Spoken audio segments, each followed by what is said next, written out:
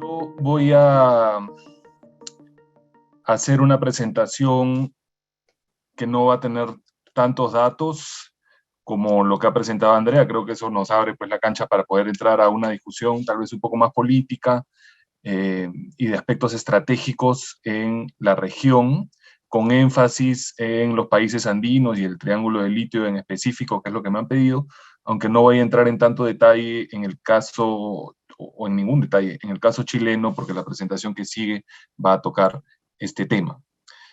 Los contenidos de mi presentación son los siguientes. En primer lugar, voy a arrancar con unos antecedentes que tienen que ver con un ciclo de capacitación y elaboración de una agenda en países andinos que hicimos desde NRGI en el 2020 y 2021. Les voy a contar qué trató eso. Voy a hacer un comentario respecto de la terminología de minerales críticos, minerales estratégicos, minerales de transición, y cómo esto se conecta con el tema geopolítico que ya mencionó Andrea. Voy a hacer unos apuntes básicos sobre el triángulo de litio para que tengamos la idea general, el panorama general de cómo está la situación ahí. Y después me voy a detener en plantear para la discusión algunos elementos estratégicos que deberían incluirse en una agenda de gobernanza, trayendo la evidencia de los Andes, pero que puede ser relevante para el caso mexicano y para la región en general. Muy bien, entonces, esta sesión que les digo, no lo pongo por publicidad, simplemente quiero hacer notar que hemos pasado por un proceso de discusión en los Andes respecto a estos temas y parte de nuestro interés, y espero que sea del interés de ustedes también, es poder conectar lo que hemos aprendido en los Andes con la situación que está viviendo ahora México. Entonces, bueno, ahí está también el link donde están todos los materiales.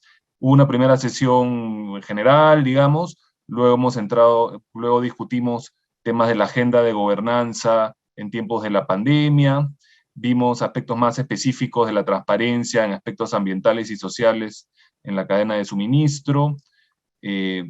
Tuvimos una sesión también enfocada en la cadena de baterías eléctricas y las implicancias de gobernanza para esto.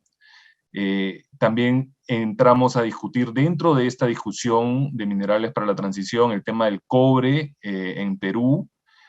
Vimos también el tema del carbón en La Guajira, en Colombia, como la otra cara de la moneda de esta discusión. Es decir, ¿qué pasa con aquellos minerales que con la transición energética entran en declive, ¿no? Y este es el caso del carbón. Tuvimos una sesión donde nos detuvimos en los desafíos para la industrialización del litio, y ahí hablamos de Bolivia y Chile. Y por último, tuvimos una sesión para discutir la agenda de gobernanza y luego de esto hubo una serie de talleres con sociedad civil para definir esta agenda. Entonces, yo les presento esto porque lo que voy a decir a continuación nace de este proceso y muchas de las ideas que salieron ahí fueron producto, o que voy a decir ahorita, fueron producto de este proceso, ¿no? Y simplemente en términos generales de contexto, Andrea ya lo explicó muy bien, pero yo solamente lo voy a reiterar porque es relevante para lo que voy a argumentar a continuación. Es la idea más general, que es que la transición energética será intensiva en el uso de minerales. Este es el punto de partida para esta discusión, y que no todos los minerales pues tendrán un igual destino en términos del incremento que se espera que habrá en ellos, pero en este gráfico ya como también hemos visto, pero lo quiero recalcar, hay algunos que van a tener un incremento muy importante en su demanda, como el grafito, el litio, el cobalto y otros. Esto no significa necesariamente que los volúmenes extraídos son muy grandes en el caso del litio, y esto es lo que muestra la parte derecha del gráfico. ¿no? En términos de toneladas, no estamos hablando de tantísimas toneladas de litio como sí ocurre, por ejemplo, en el caso del cobre. Por más que el aumento relativo del cobre para las tecnologías de energías renovables es marginal, es menor del 10%, a diferencia del litio, pues que está llegando al 500% más o menos. La cantidad, el volumen es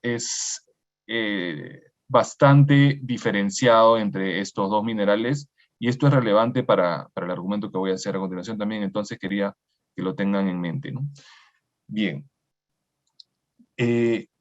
Miren, para pensar en cómo se posiciona la región respecto de este fenómeno global, creo que hay que tener en mente que las geografías son diferenciadas entre dónde se encuentran los depósitos minerales, dónde están las capacidades tecnológicas para procesarlos y darles valor agregado, y dónde están las demandas de electricidad, de electromovilidad o de energías renovables.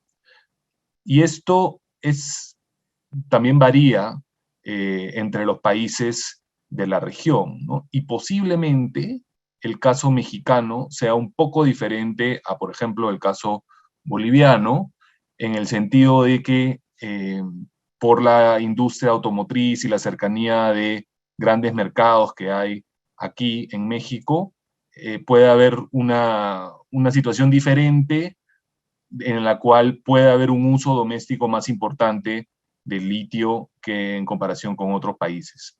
Pero sin embargo, al estar estas geografías diferenciadas, la pregunta que surge es, ok, va a haber una transición energética global, ¿quién asume los costos y quién accede a las energías limpias? Es una entrada de justicia ambiental, digamos, y de justicia climática también, que tenemos que tener en mente. Y voy a desarrollar esa idea en un momento.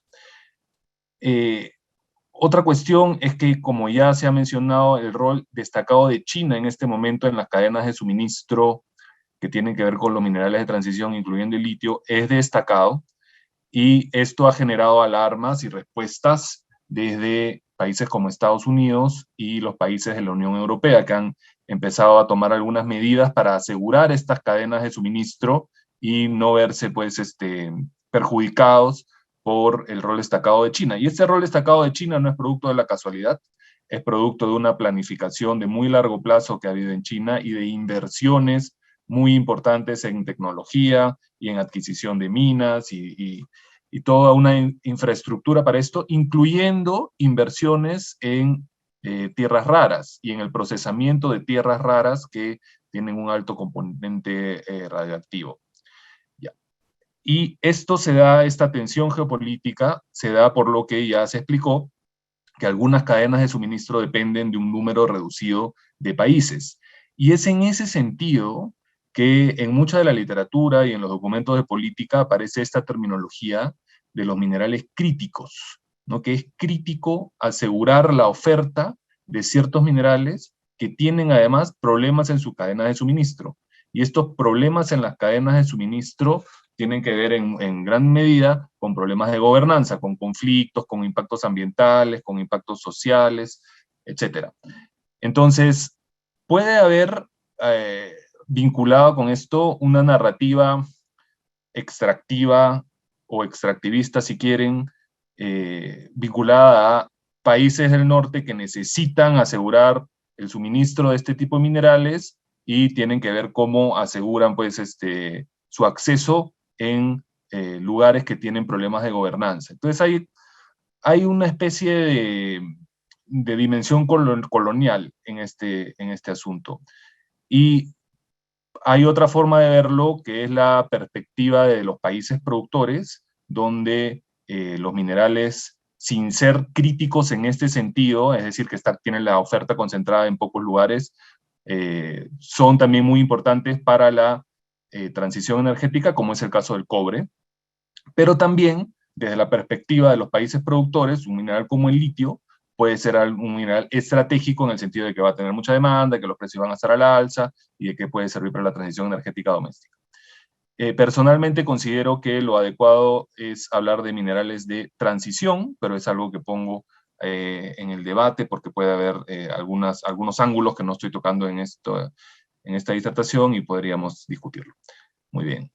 Entonces, dicho esto, voy a hablar algunas generalidades sobre el triángulo de litio, ¿no? Como sabemos, el litio pues, es muy importante, está en el centro de la revolución del almacenamiento de energía, porque quiero agregar que si bien hoy la demanda es principalmente para inversiones en electromovilidad, el papel del litio en el almacenamiento de energía de otras tecnologías renovables como la eólica o la solar, que no tienen fuente pues, constantes de generación de energía, también es muy importante y es algo que hay que considerar. Bueno, ya sabemos que la demanda va a llegar casi al 500%, y ya también sabemos que es uno de los minerales más vulnerables a cambios tecnológicos y puede haber reemplazos pues, del litio si es que avanza la tecnología. Andrea nos decía que se espera que esto pues, dure por lo menos una década, pero también nos decía que los proyectos se demoran en empezar. Entonces hay como una especie de urgencia de los países que tienen litio de definir rápido, aprovechar rápido, porque puede ser que este boom de acá a una década o tal vez un poco más, o quién sabe, ya no sea tan atractivo y hay todo este momento, toda esta expectativa que después ya no se cumple porque cambió la tecnología y el litio ya no tiene la relevancia que tiene ahora. Entre los países del triángulo de litio hay diferentes estrategias nacionales y podríamos resumirla de forma muy gruesa diciendo que Argentina ha apostado por un modelo con fuerte presencia de la inversión privada y esto ha generado que tenga pues menores tasas de recaudación pero pero bastante inversión y bastantes proyectos. En Chile ha habido pero Bolivia voy a decir.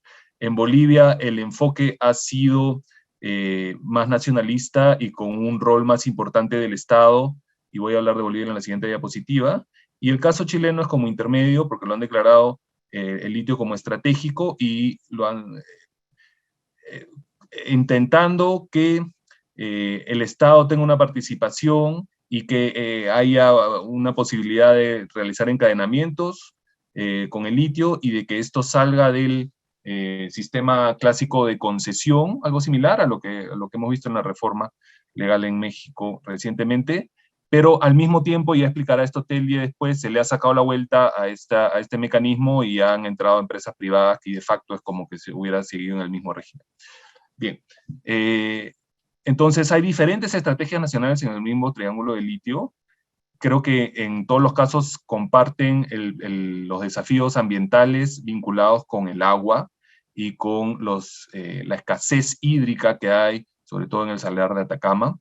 Y acá sale una pregunta en la que quiero insistir, si es que debe haber una gestión regional coordinada de este recurso, en el sentido de poner estándares ambientales, sociales y hasta tributarios compartidos entre los países para que no haya pues una carrera hacia el fondo por la competencia de inversiones y caigan pues los estándares de gobernanza porque entre los países están compitiendo para atraer inversiones, entonces, bueno, caen los estándares.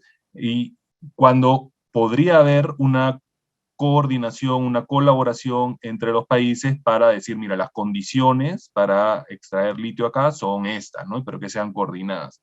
Esa es otra cosa que pongo sobre la mesa.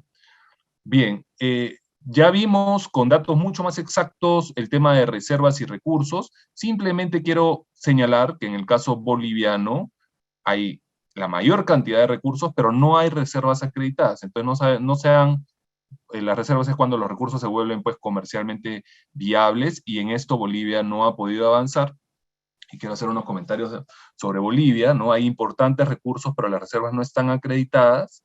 El gobierno boliviano está explorando oportunidades para darle valor agregado al litio hace ya varios años y tiene varios planes de industrialización y ha tenido varios intentos de asociarse con empresas, con una empresa alemana, y esto no ha prosperado. Hay mucha expectativa, pero hasta el momento pocos resultados. Y bueno, ya también, ya hablando de las cosas geopolíticas, hay todas estas ideas, ¿no? De que el litio va a ser un elemento transformador en la política boliviana, que tuvo un papel en el golpe de Estado que hubo hace algunos años, que se están peleando, que hay toda una conspiración geopolítica alrededor de esto, eh, que bueno, no tengo ningún tipo de evidencia, pero siempre es interesante pensar en cómo hay toda una narrativa alrededor del litio que en la práctica de repente no ocurre, pero hay como un revuelo grande.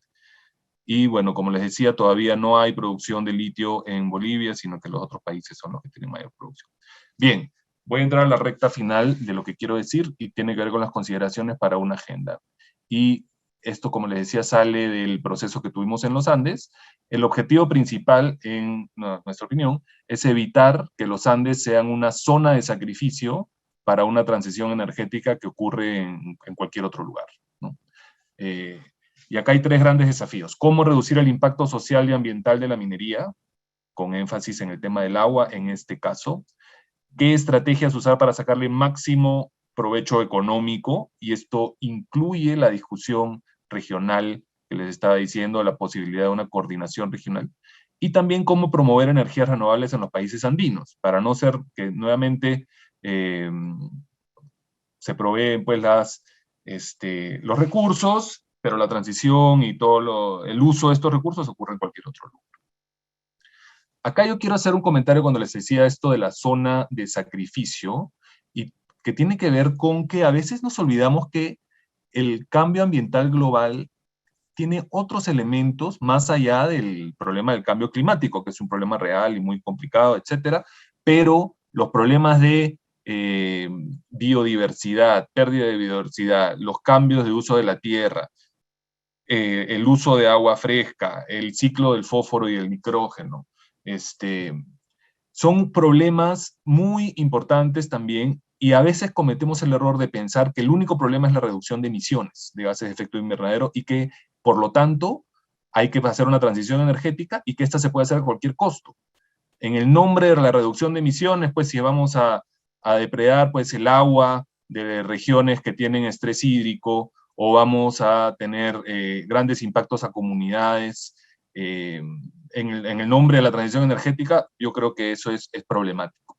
Y es algo que hay que abordar y no ver esta discusión únicamente con los lentes de la reducción de emisiones.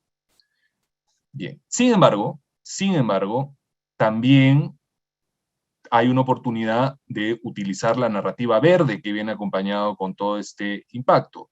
Y en la publicación esa que ven al lado derecha, la idea es que si hay un impulso sostenible por la energía limpia y tal, las cadenas de suministro deben ser sostenibles también, ¿no? Energías limpias vienen de cadenas limpias, debería ser el estándar básico, ¿no? Y acá aparecen nuevos actores como los consumidores finales, que cada vez se impactan más en querer que lo que consumen viene de cadenas limpias. Han proliferado las certificaciones y estándares privados, y esto lo digo como oportunidades para mejorar la gobernanza de la minería. Esta discusión viene amarrada de oportunidades, y que implican descarbonizar la propia actividad minera, avanzar temas como la economía circular, y también, bueno, ojalá el uso local de la electromovilidad también.